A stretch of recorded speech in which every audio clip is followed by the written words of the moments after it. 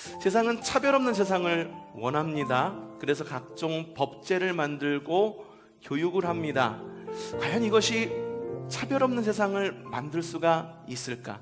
과연 차별이 없는 세상이란 어떤 세상인지 좀 생각해보며 하나님 나라를 세워가는 믿음의 시간 되시기를 바랍니다.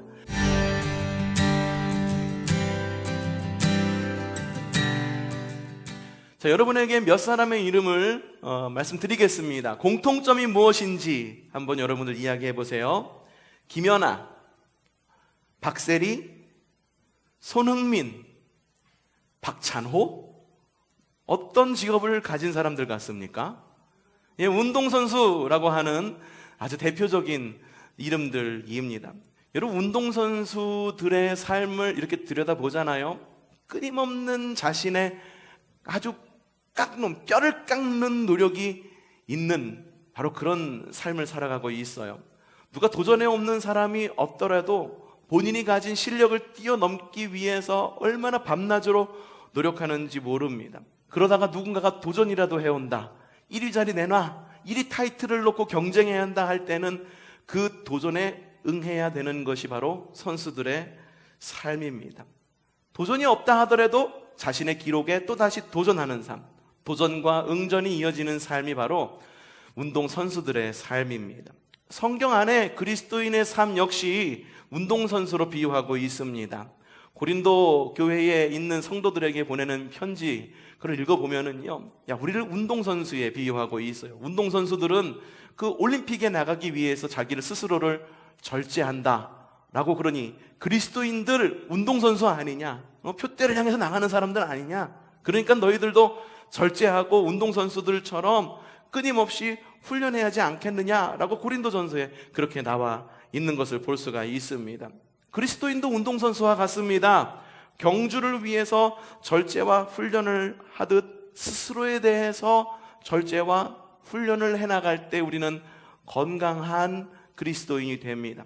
누가 시켜서 성경을 읽는 게 아니고, 누가 시켜서 예배 나오는 게 아니고, 누가 시켜서 사역을 하는 게 아니고, 누가 시켜서 찬양을 하는 게 아니라 내가 스스로 하나님 나라를 잘 살아가기 위해서 스스로의 영성을 쌓고 훈련하고 스스로의 영성에 도전을 합니다. 또 다른 경우도 있습니다. 누군가가 나의 영성에 도전하는 것을 이렇게 볼 때가 있어요. 내가 우리 교회에서 제일 신앙생활 잘하는 것 같았어. 그런데 누가 새 가족이 들어왔는데 정말 그것이 정말 나에게 도전이 되더라 하는 사람이 있죠. 건강한 사람은 그걸 도전으로 여깁니다. 하지만 내가 신앙이 뭔가 좀 삐딱하거나 신앙이 건강하지 않으면 그걸 뭐로 여기냐 하면은 차이로 여기고 차별로 여깁니다. 그래서 어떻게 하냐면 서로 다리를 끌어당겨요. 그래서 하향평준화를 맞추려고 얼마나 사람들이 그러는지, 정말 그런 게 제발 없어졌으면 좋겠는데 그러기도 합니다. 여러분, 하나님 나라를 살아가는 거는요, 세상의 도전에 응전하는 것입니다. 다른 곳에서 우리에게 도전해 왔을 때 그것에 응전하는 거예요.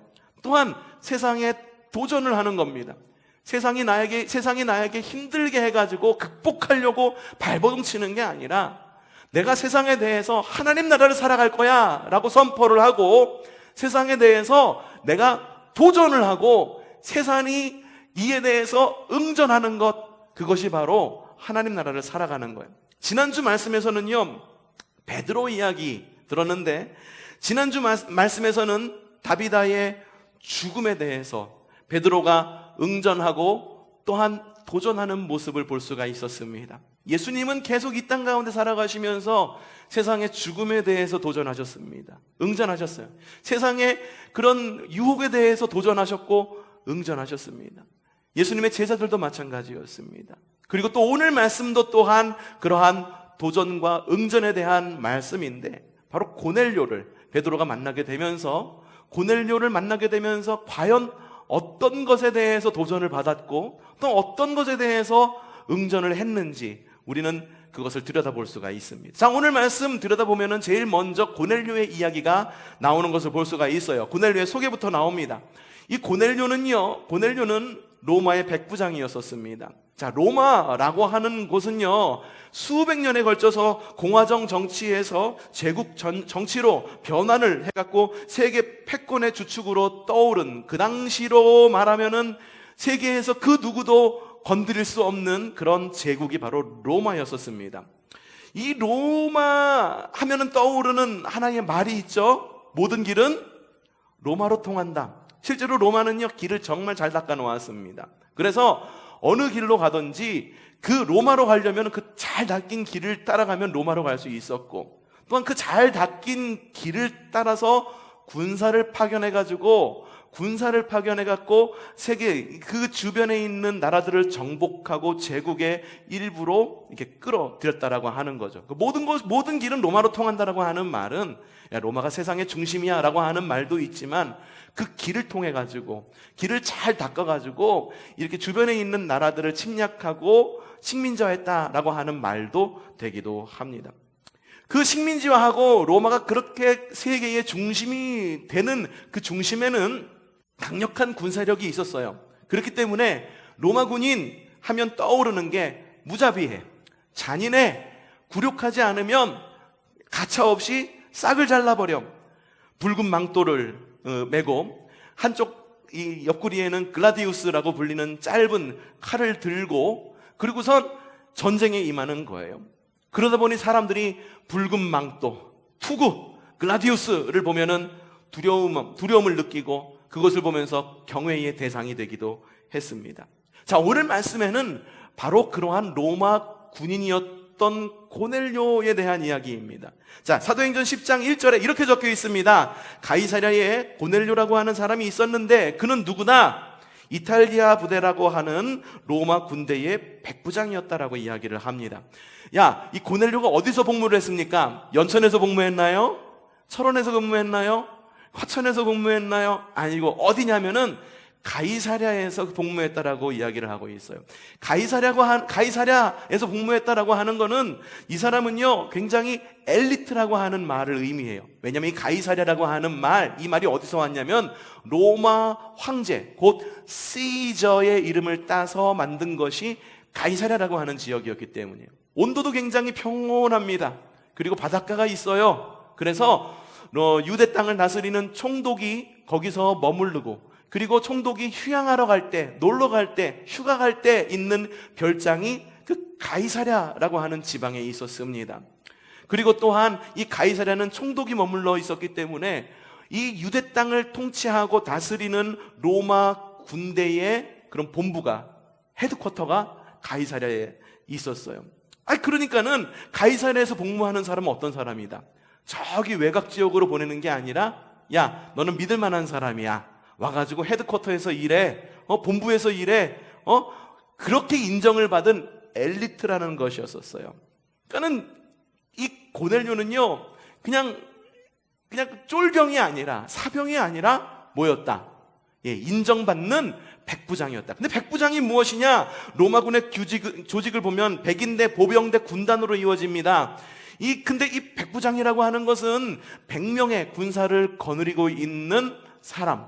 지금으로 말하자면은 대략 한 대대장 하면은 계급이, 예, 중령. 아이고, 이거 모르세요. 이 군사 지역에 오랫동안 사셨으면서, 예, 중령 정도 되는 엘리트, 곧 장교, 엘리트 장교였다라고 하는 거예요. 좀 있으면은 뭘 달 사람? 무궁화 3개 달고 그 이후에는 별 달 사람. 굉장한 엘리트였다라고 하는 거예요. 그런데 이 고넬료가 가지고 있었던 그런 모습은요, 기존에 가지고 있었던 로마 군인들의 모습과는 완전히 다른 모습이었어요. 기존에 앞서 말씀드렸을 때 로마 군인은 어땠다고 그랬습니까? 붉은 망토를 이렇게 메고 글라디우스를 차고 이게 투구를 차고 있어가지고 보기만 한 사람들이 두려워하고 무서워하고 경외하고 이런 잔인하고 그런 이미지였던 거잖아요. 근데 이 고넬료는 완전히 좀 다른 사람이었었습니다. 어떤 사람이었느냐? 10장 2절 말씀입니다. 읽어보죠. 시작.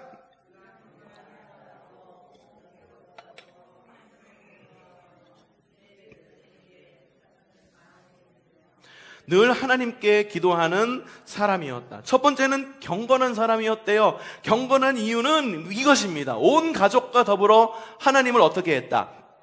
이게 경외하는 거예요. 경외하는 거. 경외한다라고 하는 거는 두려워한다라고 하는 거예요. 여러분, 하나님을 두려워할 줄 아는 가정 되시기를 바랍니다. 하나님을 두려워하는 그리스도인 되시기를 바랍니다. 여러분, 다른 것들 두려워하지 마십시오. 돈 없음 두려워하지 마십시오. 나에게 건강 없음 두려워하지 마십시오. 우리가 두려워해야 될 것은 오직 하나님임을 기억하시기를 바랍니다. 신앙인으로서 인정받는 길 다른 거 없어요. 주님을 두려워하는 것, 그것만이 바로 우리가 신앙인으로서 신앙인으로서 인정받는 길입니다. 또한 어떤 사람이냐? 유대 백성에게 자선을 많이 베풀고 또한 하나님께 기도하는 사람이었다. 하나님께 기도하는 사람이었다라고 하는 말은 뭐냐 하면 유대인의 전통을 따라서 유대인들이 기도할 때 같이 기도했다라고 하는 거예요. 자, 3절의 말씀 이렇게 적혀 있습니다. 어느 날 오후 3시쯤에 어느 날 오후 몇 시? 3시쯤에. 왜 3시냐 하면 유대인의 정시 기도 시간이 바로 3시였었어요. 처음에는 오전 9시, 그 다음에는 정오, 그 다음에는 오후 3시 이렇게 구별해서 유대인들이 기도했습니다. 근데 이 고넬료는 로마 군인임에도 불구하고 유대인의 전통, 내가 복무하는 지역이 유대 지역이고 그렇기 때문에 그곳 사람들과 통화하면서 그들이 믿는 신을 내가 믿지 않는다면 내가 어떻게 이곳에서 장교 노릇을 할 수 있겠는가라는 생각이 들었던 거예요. 그래서 유대인의 신인 하나님을 믿고 유대인의 전통에 따라서 정시 기도를 하고 있었던 거예요. 그쯤에 그는 환상 가운데에서 이게 무엇을인데 빼먹었네요. 무엇이라고 적혀있나요? 10장 3절에 어쨌든 똑똑히 무엇인가를 보았대요. 똑똑히 보았다. 그가 보니 천사가 자기에게로 들어와서 고넬료야 하고 말을 하고 있는 것이었다. 오후 3시입니다. 오후 3시입니다. 그때 천사가 나타나서 고넬료에게 이야기를 하는 거죠. 천사가 뭐라고 이야기했느냐? 5절 이제 욥바로 사람을 보내어 베드로라고도 하는 누구를? 시몬이라는 사람을 데리고 오너라 라고 이야기를 합니다. 밑도 끝도 없이 이렇게 얘기하는 거예요. 고넬료 꿈속에서 주님이 천사가 나타나가지고 야, 너 저기 욥바에 있는 곳으로 가서 한 50km 정도 떨어져 있거든요. 하루길이에요. 그래서 쭉 가가지고 그곳에 있는 사람에게 들려가가지고 거기 가면 시몬이라고 하는 베드로가 있는데 그를 좀 불러오너라 라고 천사가 이야기를 하는 겁니다. 이유도 말해주지 않아. 천사가 그렇게 얘기하면 우리 뭐라고 대답하겠어요? 왜요? 라고 대답하겠죠. 여러분, 우리가 뭔가를 주님의 일을 하거나 무슨 일을 할 때 언제나 그 대답이 앞서긴 해야 돼요. 왜 이 일을 해야 되는가? 왜 이 일을 해야 되는가? 왜 우리가 기도해야 되는가? 이게 앞서긴 해야 돼요. 근데 주님의 음성에 있어서는 우리가 왜라고 물으면 안 되는 거예요. 주님께서 가라 하면 가고 멈추라 하면 멈추는 것, 그게 그리스도인이라고 하는 거예요. 우리가 사역을 하고 우리가 예배하고 우리가 하나님께 영광을 돌리는 그 이유도 뭐냐면 주님께서 그렇게 하라 하시니까. 왜에 대한 이유가 필요 없어. 주님께서 우리한테 사역하라 하시고 주님께서 우리에게 예배하라 하시고 주님께서 우리에게 기도하라 하시고 주님께서 우리에게 교회를 주셨으니 이곳 가운데서 우리가 예배하는 거예요. 왜라는 이유가 필요 없는 거예요. 고넬료도 역시 왜라고 묻지 않습니다. 그래서 어떻게 했느냐? 7절에서 8절 시작. 고넬료는 하인 2사람과 자기 부하 가운데 경건한 병사 하나를 불러서 모든 일을 이야기해주고 그들을 욥바로 보냈다. 야, 저는요 이걸 읽으면서 이 하인들과 그리고 이 자신의 부하도 대단하다라고 여겼어요. 고넬료가 주님을 잘 믿는 사람인 거는 알겠어. 그런데 과연 그 하인들도 그랬을까? 그 수하의 부하들도 그랬을까? 근데 고넬료가 이야기한 거예요. 뭐라고? 경건한 항사를 불러 모아서 모든 일을 이야기해주고 모든 일을 이야기해줬어요. 어떤 일? 내가 어제 유대인의 시간에 맞춰가지고 기도하고 있는데 오후 3시쯤에 천사가 나타나서 욥바로 가가지고 베드로라고 하는 사람을 분을 모셔오래 라고 이야기를 했습니다. 그러면은 뭐라고 이야기하겠습니까?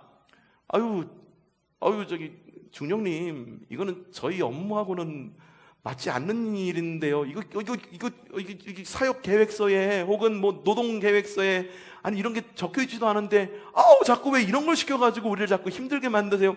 이렇게 하지도 않았어.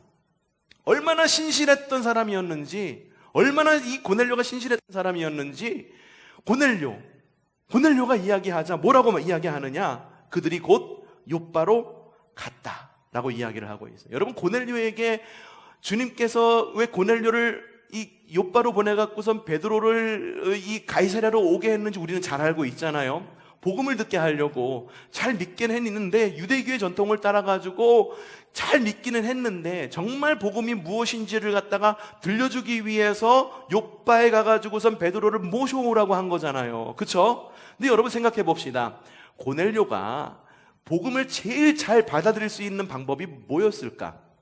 과연 멀리에 있는 베드로를 데려와가지고선 그래, 어느 정도 신망이 있고 예수님의 제자였고 예수님의 수제자였던 사람이 와가지고 이야기를 해주면 잘 믿겠지, 이게 최선의 방법이었을까? 주님이신데 어느 날 꿈속에 번쩍하니 천사를 보내지 않고 주님께서 직접 나타나서 고넬료야 라고 말씀하시면서 내가 바로 네가 찾던 그 하나님이다 라고 말하는 것이 훨씬 더 고넬료에게 설득력 있게 복음을 전할 수 있는 방법이 아니었을까? 여러분 어떻게 생각하십니까? 저는 이 말씀을 읽으면서 왜 이렇게 하시지 않으셨을까라는 생각을 해보았어요. 근데 하나님께서 일하시는 방법은 그렇게 이야기하지 않아요. 주님께서 나타나셔서 고넬료야 라고 말하는 걸 뭐라고 하냐면 그걸 직접 계시라고 이야기를 합니다. 종종 우리가 그런 이야기를 듣죠. 주님께서 꿈속에 나타나가지고 이렇게 말씀하셨어 라고 이야기하는 것을 종종 들을 때가 있습니다.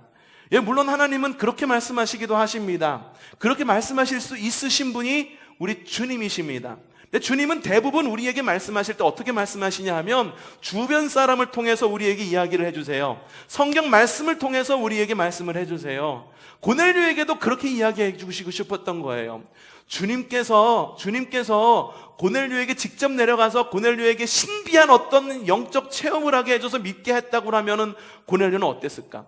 우리도 보통 이런 영적 체험이 있는 분들을 종종 만나보게 됩니다. 그런데 어느 순간 우리가 살면서 그런 영적 체험이 늘 있는 겁니까? 늘 있지만은 않아요. 그래서 영적 체험이 없잖아요. 그럼 그 순간 어떤 생각이 드냐 하면은 하나님이 지금 나와 함께 해주시지 않는 것 같다라고 하는 느낌을 계속 받게 되는 거예요. 그때는 이런 체험을 했는데, 그때는 이렇게 나와 함께 해주신다는 그런 확신이 너무 들었는데, 지금은 너무나도 조용하신 주님이니까는 지금은 나에게 와갖고 뭐라고 얘기해 주시지 않는 것 같으니까 그때부터 우리의 신앙은 흔들리게 되는 거죠. 아마 주님께서 그걸 걱정하시지 않으셨을까? 주님이 무능하시기 때문에 베드로를 보낸 것이 아니라 결국은 이 땅 가운데 살아갈 때에는 주님의 인도하심, 주님의 임재하심, 그 가운데에서 모인 또 다른 친구, 또 다른 동역자, 또 다른 성도, 또 다른 그리스도인이 필요하기 때문에 베드로를 붙여주신 것이 아닐까라는 생각을 해보게 되었어요. 지금도요, 주님은요, 우리에게 경건한 사람을 누군가를 붙여주시기를 원하십니다. 또한 경건한 사람을 부르시고 경건한 사람을 붙여서 주님의 일을 하게 하시는 분이 바로 우리 주님이시라고 하는 거예요. 여러분, 고넬료와 같은 그런 만남의 복을 위해서 함께 기도하시기를 바랍니다. 그리고 고넬료와 같은 사람이 되기를 힘써 기도하시기를 바랍니다. 남들이 뭐라고 그래도, 우리가 로마 군인의 일원이라 할지라도 그 가운데에서 하나님을 잘 섬기는 그리스도인, 그 가운데에서 정시에 기도할 수 있는 그리스도인, 그렇게 해서 주님께로부터 신실한 하나님의 제자다라고 하고 인정을 받아서, 그래서 그 사람을 위해 가지고 누군가 또 다른 경건한 사람을 통해서 성장할 수 있는 그런 기회가 저 여러분 가운데 있기를 바랍니다. 한편 고넬료가 이랬을 때 베드로 역시 유대인의 기도 습관을 따라서 기도 생활을 잊지 않았습니다.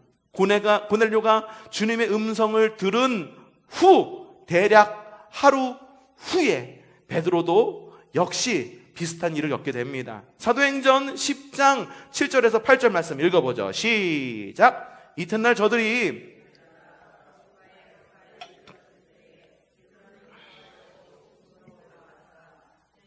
오정쯤이었다. 자, 고넬료는 몇 시에 주님의 음성을 들었다?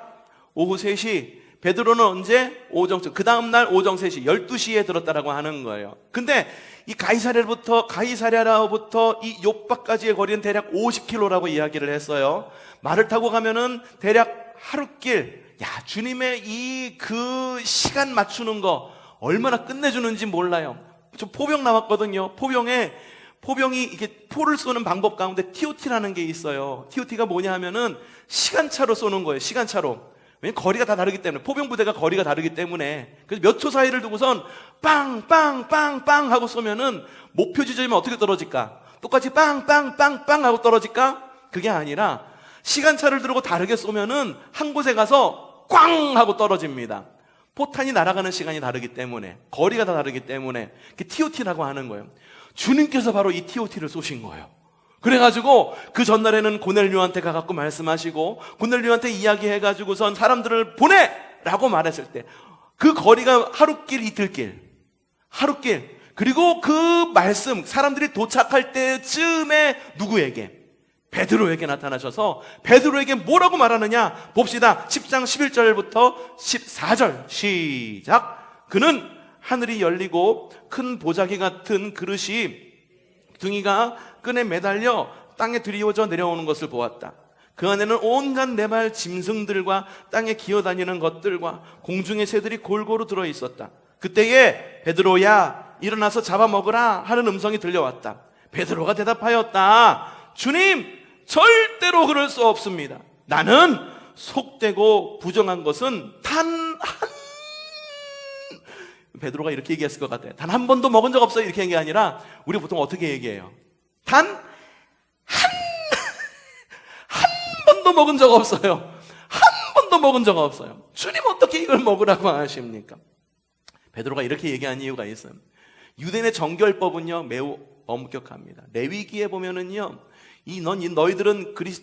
너희는 하나님의 백성이잖아. 정결법을 따라야 돼. 이렇게 하는 건 비그리스도인이나 하는 거야. 유대인이 아닌 사람들이나 하는 거야. 정결법이 굉장히 엄격합니다. 그 가운데 제일 엄격한 게 음식법이었어. 레위기 11장에 보면은요, 이 음식법이 나오는데 비늘이 없는 건 먹으면은 비늘이 없는 건 먹으면 안 된다. 뭐 쪽발이어도 안 된다. 뭐 여러 가지 뭐 이런 것들, 뭐 전갈 먹어도 안 되고 새 가운데에는 뭘 먹어도 안 되고 그런 정결법들이 굉장히 세분되어 나와 있어요. 유대인들은 그래갖고 장어를 안 먹는데. 그 맛있는 장어를 안 먹는데. 그래갖고 유대의 그 이스라엘에 가면은요, 그 이스라엘이 그 개간을 해가지고선 물을 담궈 놓은 호수 같은 게 있는데 그 호수에 장어떼들이 엄청 많대. 안 잡아 먹어가지고. 한국인들 참 좋겠다. 가가지고선 장어 낚시 좀 하고 오면 좋을 것 같은데. 음식법이 그렇게 까다롭고 그랬었어요. 그랬으니 특별히 음식법은 뭐냐면 유대인과 비유대인을 구분하는 기준이었다. 심지어는 이방인들과 식사하면 안 돼. 하물며 이방인들과 같이 식사하면서 비늘 없는 뭐 여러 가지 장어를 구워 먹었다든지 그러면은 이건 완전히 율법에 의해서 돌로 맞아 죽어버릴 수밖에 없는 거예요. 베드로는 유대인이었나요? 네, 맞습니다. 베드로는 유대인이었었어요. 갈릴리 지역에 사는 어부 유대인이었었습니다. 그렇기 때문에 베드로는 율법을 잘 알았어요. 베드로는 주님의 이야기, 하늘에서 보자기가 내려오는데 거기에는 각각 동물들, 네발짐승 땅에 기어다니는 것들이 많았더라. 근데 보니까는 아이고 하나같이 다 유대 정결법에 어긋나는 것들. 경악할 수밖에 없는 거죠. 주님 절대로 그럴 수 없습니다. 난 한 번도 그래 본 적이 없어요. 주님께서 말씀하십니다. 15절 시작. 그랬더니 두 번째로 음성이 다시 들려왔다. 하나님이 깨끗하라고 하신 것을 속되다고 하지 말아라. 자, 여러분 이 말씀을 읽을 때 어떻게 읽으십니까? 그 음식들은 주님께서 깨끗하게 하셨으니 불결하지 않은 음식이다 라는 것을 말하는 걸까요? 아니에요. 그 음식들은 분명히 율법 안에서 불결한 음식들입니다. 부정한 음식들입니다. 율법 안에서는 아직도 율법은 유효합니다. 중요한 메시지는 뭐냐 하면은 그거 아직도 율법 안에서는 부정한 음식이야. 그런데 그 율법을 창조하신 주님께서 그걸 불결하지 않다라고 말씀하셨는데 주님의 기준이 앞선다라고 하는 거예요. 율법보다 뭐다? 주님의 기준이 훨씬 더 앞선다라고 말하는 거죠. 여러분 주님은요 율법의 창시자로, 율법의 완성자로 이 땅 가운데 오셨습니다. 복음의 창시자로 이 땅 가운데 오셨습니다.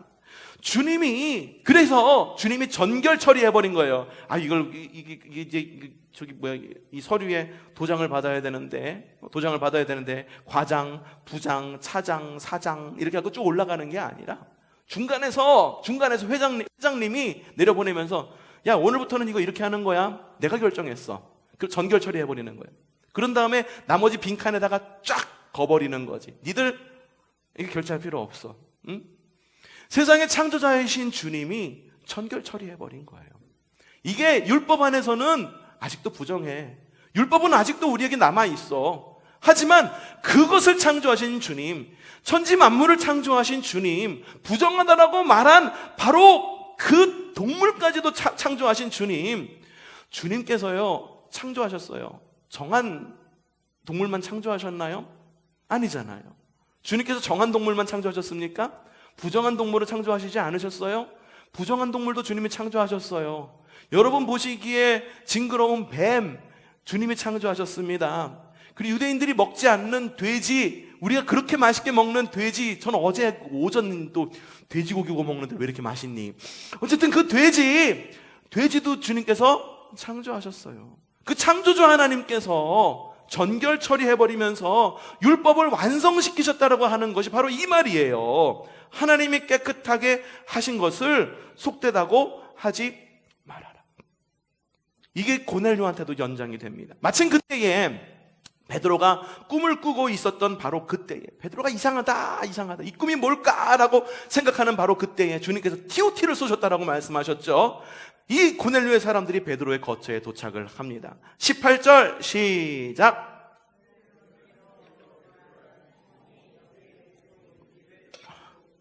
어떻게 그들은 어떤 소리로? 큰 소리로 여보시오 주인장! 여기 베드로라고 하는 사람이 살고 있어. 물론 고넬료의 하인들도 2명 있었지만 베드로의 수하인 로마 군인도 거기에 있었다라고 하는 거죠. 로마 군인이 칼을 차고 문을 두들깁니다. 쿵쿵쿵쿵. 어느 날 잠자고 있는데 갑자기 밖에서 막 삐용삐용삐용삐용 하는 소리가 들리는 거예요. 그러면서 문을 두들기는 거예요. 여러분의 집에 문을 두드리는 거예요. 여보세요. 여기 아무개 집입니까? 좀 나와보세요. 그럼 여러분 어떻습니까? 어머, 경찰 오셨네요. 이 밤중에 무슨, 이렇게 반응하시지 않죠? 어떻게 반응할까? 야, 경찰이 갑자기 날 왜 찾지? 혹시 내가 뭐 잘못한 거 있나? 이런 생각 들지 않겠어요? 하물며 이 시기는 로마가 통치하고 그리스도인이라고 하는 사람들이 핍박을 받고 있었던 시대였더라고요. 로마 군인이 와갖고 문을 두들기네. 베드로의 마음이 어땠을까? 올 게 왔구나. 주님이 말씀하십니다. 20절, 일어나서 내려가라. 그들은 누가 보낸 사람?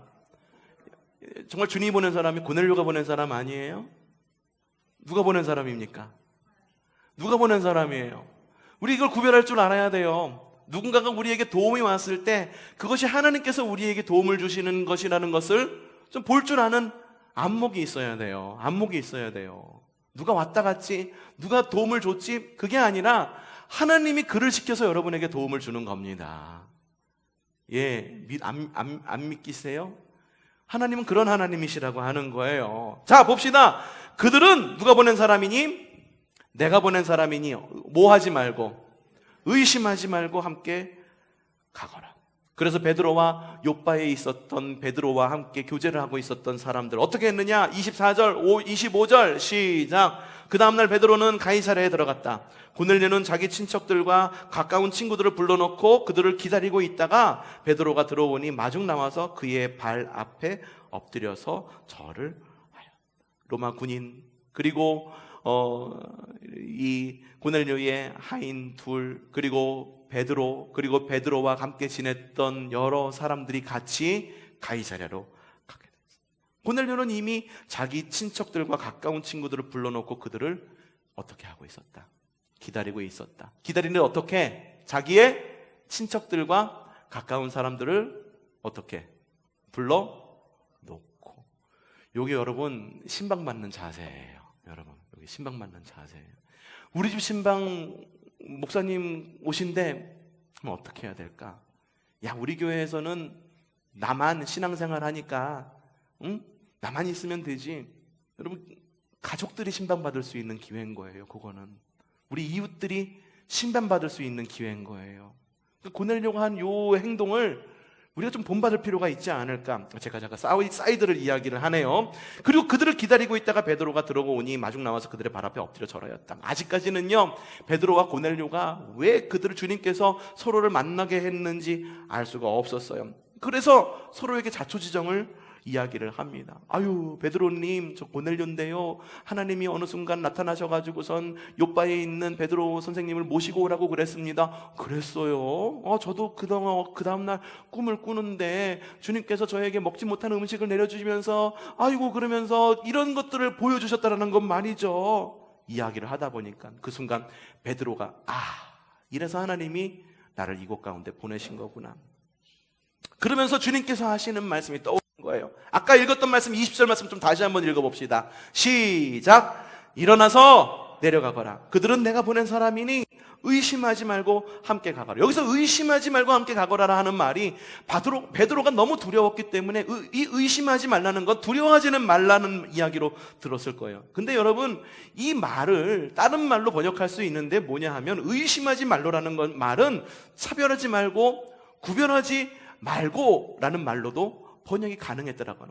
주님께서 그때 의심하지 말라고 하는 것, 내 마음을 위로하기 위해서 하신 말씀이기도 했지만 이 말씀 안에는 두 가지 의미가 있었구나. 하나는 두려워하지 말라는 의미, 또 하나는 그들이 누군지 간에 내가 보낸 사람이니 의심하거나 차별하지 말고 그들을 따라가거나 하는 의미. 그걸 생각하니까 이전에 자신이 행했던 일들도 생각나더라. 오늘 읽지 않았지만 9장의 말씀입니다. 읽어보죠. 시작. 베드로는 여러 날 동안 어디서? 요바에서 누구? 시몬이라는 누구? 무두장이 집에 머물렀다. 그래, 이 사람들이 이방인이야. 그리고 주님께서 지난 꿈에서 나에게 먹지 말라고 했던 것, 정결하지 못했다고 했던 것, 그게 떠오르고, 그리고 주님께서는 이미 나에게 이방인들과 접촉하게 하신 거구나. 내가 지금 머물고 있었던 곳이 바로 요바의 무두장이죠. 무두장이가 뭐 하는 사람이에요? 가죽을 만지는 사람. 가죽을 만지는 사람도 유대인의 정결법에 의해서는 부정한 사람들이었거든. 주님께서는 미리 그곳에 가셔갖고 나로 하여금 이방인을 만나게 하신 거죠. 여러분, 주님의 뜻은요, 깨닫고 순종하는 것이 아닙니다. 순종할 때 깨닫게 되는 것이 주님의 뜻입니다. 우리가 주님의 뜻이 이렇다라고 이야기하면은 우리가 그것을 이해하려고 얼마나 노력을 합니까? 그렇죠? 왜 나에게 이걸 하라고 그러셨지? 해야 되는 거야? 말아야 되는 거야? 성령님께서 말씀하실 때 자꾸만 되묻게 됩니다. 주님께서 원하시는 거는 우리를 이해시켜서 순종하기를 원하셔서 말씀하시는 것이 아니라 주님께서 말씀하실 때 순종할 때 바로 우리가 깨닫게 되는 거예요. 베드로처럼 말이죠. 그때 주님이 그래서 이런 말씀을 하신 거구나. 주님께서 그래서 나를 이 길로 인도해 주신 거구나. 깨달음 이후에 베드로의 행동 굉장합니다. 베드로가 할 수 있는 최고의 행동이 뭐였을까? 바로 설교하는 거죠. 복음을 전하는 거죠. 굉장히 긴 설교가 있어요. 근데 중간에 제가 좀 잘랐습니다. 그래서 그래도 한번 우리가 좀 베드로가 어떻게 설교했는지 좀 함께 읽어봅시다. 사도행전 10장 34, 36 시작. 베드로가 입을 열어 말하였다. 나는 참으로 하나님께서는 사람을 외모로 가리지 아니하시는 분이시고, 이게 참 은혜다. 외모로 가리지 않는데 저에게 은혜가 있습니다.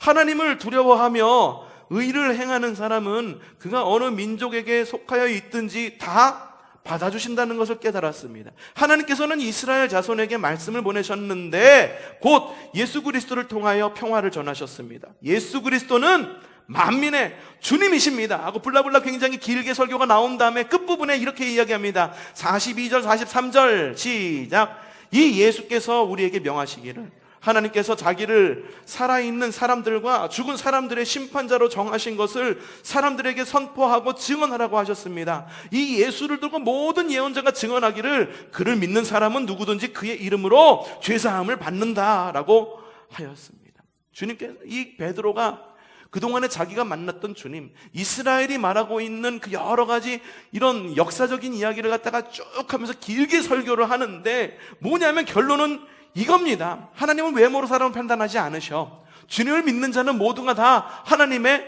백성이야. 누구를 믿든지, 주님을 믿는 사람은 누구든지 주님의 이름으로 죄사함을 받아. 그곳에 모인 사람들도 그 이야기를 듣자마자 어떠한 일이 일어나느냐? 44절 시작. 베드로가 그 말을 들은 모든 사람에게 무엇이 내렸다? 성령이 내렸다라고 이야기를 하고 있었습니다. 이건 이 유대인들, 여러분 당시만 하더라도 이방인에게 복음을 전하는 것 상상 불가한 사건이었었습니다. 이 주님께서 말씀하신 땅끝, 유대인들이 생각할 때 이 땅끝을 어떻게 생각했을까? 기껏해야 자기 주변의 사람들 정도로 생각했을 거예요. 옆집에 사는 순이 엄마, 뒷집에 사는 누구 아빠, 어느 할머니, 아니면 누구 어린이, 이 정도로밖에 생각하지 않았을 거예요. 하지만 주님께서 말씀하신 이 땅끝이라고 하는 거는요, 땅끝이라고 하는 건 우리 수준의 땅끝이 아니라 주님 수준의 땅끝이라고 하는 거예요.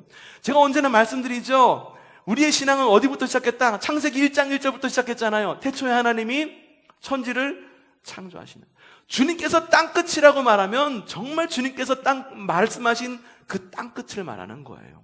땅끝까지 이르러 증인이라고 말하면은요, 그 땅끝, 어떤 심리적 거리가 먼 그런 땅끝이 아니라 진짜 거리가 먼 땅끝, 바로 그것을 말하는 거예요.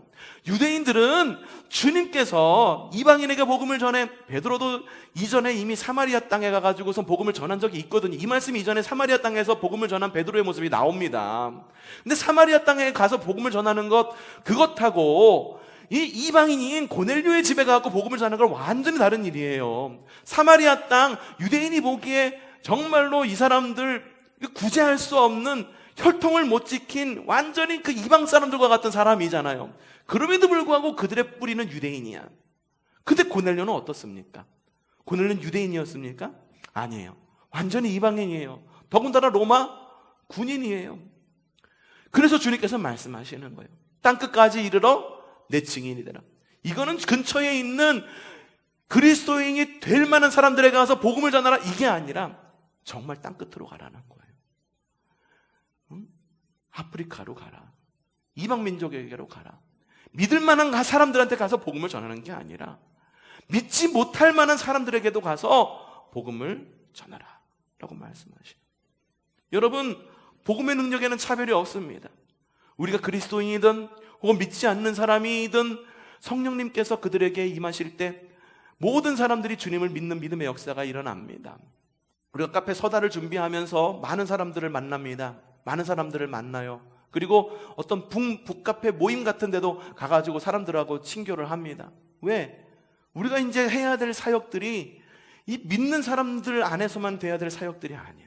믿지 않는 사람들에게도 가갖고 복음을 전해야 되는 사역들이 지금 당장 우리 눈앞에 있다라고 하는 거예요. 당장 내년부터는 우리 카페에 믿는 사람들만 오나 믿지 않는 사람들도 많이 들어올 거예요. 그럼 우리가 복음을 전할 사람들은 누구인가? 꼭 차 마시러 오는 사람들한테 예수님 믿으세요? 그게 아니라 할지라도 우리의 성품과 우리의 삶을 통해서 차별 없이 복음을 전하시기를 원하시는 그 주님의 명령에 우리가 순복할 줄 아는 준비된 사람이 되어야 된다라고 하는 거예요. 제 아내가 이 독서 모임 같은 데가 목요일마다 가요. 가가지고선 이런저런 이야기를 해요. 처음에는 사모란 이야기를 하지 않았어요. 사모란 이야기를 하지 않고 갔어요. 그래서 그곳에 모인 사람들이 언니 이러면서 불러요. 근데 어느 날 이야기를 하다 보니까는 하는 일이 드러나게 돼 있잖아요. 무슨 일을 하는지, 무슨 사업하는지, 이 사람이 사회적으로 어떤 위치가 있는지 다 티가 나잖아요. 그러면서 가정 이야기도 하고 자기 살아온 이야기도 하고 사업 이야기도 하고 자기가 있는 이야기들을 해내는 거예요. 그러면서 하는 이야기를 들어보면은 사람들이 뭐라고 하는지 말하는지 아십니까? 제가 자신들이 연천에서 느꼈던 목사님 하면은 떠오르는 고정적인 이미지가 있었다라고 하는 거예요. 고정적인 이미지가 있었다라고 하는 거예요. 근데 언니하고 이야기를 하다 보니까는 야, 연천에도 이런 교회가 있구나, 이런 사역을 하려고 하는 교회가 있구나, 이런 사모님이 있고 이런 목사님이 있구나, 이런 성도들도 있구나 라고 하는 것을 새삼 자신들이 그런 고정관념을 깨게 된다라고 하는 거예요. 여러분, 우리가 비그리스도인에 대해 가지고 있는 고정관념만큼이나 비그리스도인이 그리스도인 교회를 가지고 있는 그 고정관념이 얼마나 큰지 모릅니다. 이것을 깨기 위해서 얼마나 많은 노력을 해야 되는지 모른다라고 하는 거예요. 이것을 어떻게 깰 수 있을까? 어떻게 편견 없는 세상을 만들어갈 수가 있을까? 정말로 사회에서 말하듯이 비정규직, 정규직, 남자, 여자, 남성, 여성, 남성, 죄송합니다. 남성, 여성, 남자, 여자에서 죄송합니다. 여성, 남성, 양성, 가진 자와 못 가진 자, 못 가진 자와 가진 자. 이런 사람들이 어떻게 평등하게 한 세상을 이루어가며 살아갈 수 있느냐는 거예요. 고넬료, 로마 군인이었어요. 로마 군인에게 가지고 있는 유대인의 편견이 있었습니다. 베드로, 유대인이었어요. 유대인에게 가지고 있는 로마 군인의 편견도 또한 있었다라고 하는 거예요. 이게 어떻게 깨졌냐라고 하는 거예요. 사람들은요, 이렇게 늘 차별 없는 세상을 꿈꾸면서 여러 정책과 교육으로 세상을 바꾸려고 합니다. 정책을 내세요. 다문화 돕고 뭐하고 그게 잘못됐다라고 이야기하는 거 아니에요. 분명히 이 세상에는요, 그늘이 있습니다. 그들을 도울 줄 알아야 돼요. 그런데 정책과 교육만으로 과연 차별 없는 세상이 만들어질 수 있을까? 여러분 겪어봐서 아시잖아요. 차별 없는 세상을 만들겠다라고 정책과 교육이 쏟아져 나오지만 그것들로 인해서 또 다른 역차별, 그것들로 인해서 사회적 또 다른 그늘들이 만들어지는 것 우리가 늘 경험해오고 있지 않아요? 여러분, 주님은 베드로와 고넬료에게 꿈을 꾸게 하십니다. 바로 주님이 주인 되시는 세상을 꿈꾸게 하신다라고 하는 거예요. 여러분, 거기 바로 차별이 없는 세상을 꿈꿀 수 있는 키가 바로 거기에 있습니다. 여러분, 주님은 결코 차별하지도 구별하지도 않으십니다. 그 누구도 이래서 부정하고 저래서 부정하고 결코 주님은 그렇게 선을 긋지 않습니다. 율법은요, 부정한 것에 정한 것이 닿으면 정한 것이 부정해집니다. 하지만 복음은요, 정한 것이 부정한 것을 정하게 만드는 것이 복음입니다. 우리는 어떻습니까? 우리의 법은 어떻습니까? 이 세상 살아가는 그런 모든 모습은 어떻습니까? 대부분 이 모습이잖아요. 부정한 것이 정한 것에 닿으면은 정한 것이 부정해지는 것. 복음은 그렇지 않다라고 하는 거예요. 주님이 정하시다라고 하는데 과연 누가 부정하다라고 이야기할 수가 있겠습니까? 과연 누가 땅 끝까지 복음이 전해지는 것을 막을 수가 있겠습니까? 과연 누가 이방인들에게도 성령의 임재하심을 막을 수가 있겠습니까? 여러분, 세상이 차별로 도전해 올 때 복음으로 응전하는 여러분들 되시기를 바랍니다. 세상은 계속해서 우리에게 도전해 올 것입니다. 다른 방법으로, 이런 방법, 저런 방법, 정치적인 방법, 문화적인 방법, 여러 가지 방법. 어느 신학자가 그렇게 이야기를 하더라고요. 세상에서 우리가 살아간다. 그럼 그 세상이 무엇이냐라고 되묻더라고요. 그 신학자가 이야기한 건 그거예요. 지금의 세상은 나가서 생활하는 그 세상이 아니라 세상은 곧 문화다라고 이야기를 하는 신학자가 있었습니다. 이 문화다라고 말하는 건 뭐냐면 가치관이에요. 가치관. 세상 속에 있는 가치관 속에서 살아가다가 그 가치관이 우리 안에 들어와서 우리를 마구 흔든다는 거죠. 그러면 그 가치관을 우리가 어떻게, 가치관의 도전을 어떻게 우리가 응전하겠느냐라고 하는 거죠. 그렇죠? 여러분, 어떻게 응전하시겠습니까? 차별 없는 세상을 꿈꾸십니까? 응전할 때 어떻게 주님의 지혜로 그렇게 복음을 전하기를 원하십니까? 여러분, 복음으로 응전하시기를 바랍니다. 우리가 세상을 선으로 악을 이긴다. 예, 맞습니다. 선으로 악을 이깁니다. 그럼 그 선이 뭡니까? 그 선이 곧 복음임을 여러분들 기억하시기를 바랍니다. 주님께서 누구를 들어 쓰십니까? 베드로를 들어 쓰십니다. 누구를 변화시키기 위해? 고넬료를 변화시키기 위해. 복음의 갑주를 입고 세상에 도전하는 여러분들 되십시오. 다른 유대인들, 다른 사람들이 그 사람은 안 돼. 그 사람 복음에 안 들어가. 야, 그 사람 여태까지 해오던 것, 주님, 내가 여태까지 한 번도 먹어본 적 없고 한 번도 행해본 적이 없어요. 율법에는 그렇게 말씀하시지 않아요. 라고 여겼던 우리의 모든, 율법이라고 여겨졌던 모든 틀을 완성시키신 그 주님의 복음 안에서 여러분, 차별 없는 세상, 그리고 또한 주님이 주시는 꿈으로 인하여 그 차별 없는 세상 만들어갈 줄 아는 저와 여러분들 되시기를 바랍니다. 또한 차별하지 않겠다 다짐하시기를 바랍니다. 주님께서 나타나셔가지고 그 사람을 변화시키셔야지. 오늘 그렇게 일하셨나요? 아닙니다. 주님께서는 고넬료의 꿈속에 바로 나타나서 복음을 믿어라 고넬료야 말씀하신 것이 아니라 베드로를 통해서 고넬료가 변화되게 했다라고 하는 거예요. 세상에 나아갈 사람이 누구입니까? 바로 나입니다. 세상을 향해 나아가서 복음을 전할 사람이 누구입니까? 바로 나입니다. 세상 모든 사람들이 이 사람은 이래서 안 돼, 저 사람은 저래서 안 돼, 저 사람은 이 세상에서 있는 그런 인정받지도 못한 사람이야, 아유 이 사람 그냥 어떤지 막 그렇게 평가할 때 여러분, 차별 없는 주님의 복음 안에서, 복음의 능력 안에서 모든 사람을 감싸고 모든 정말 주님께서 말씀하시는 그 땅끝까지 나아가 복음을 전하여 이 세상을 변화시키는 믿음의 성도가 되시기를 바랍니다. 과연 누가 주님께서 정하다고 했는데 부정하다고 말할 사람이 누가 있겠습니까? 감히 누가 주님의 말씀에 대적할 수가 있겠습니까? 세상을 향해 나아가 무엇을 들고? 복음을 들고 세상을 향해 나아가 복음의 군사로 이 땅을 변화시키는 저와 여러분이 되기를 주님의 이름으로 축복합니다.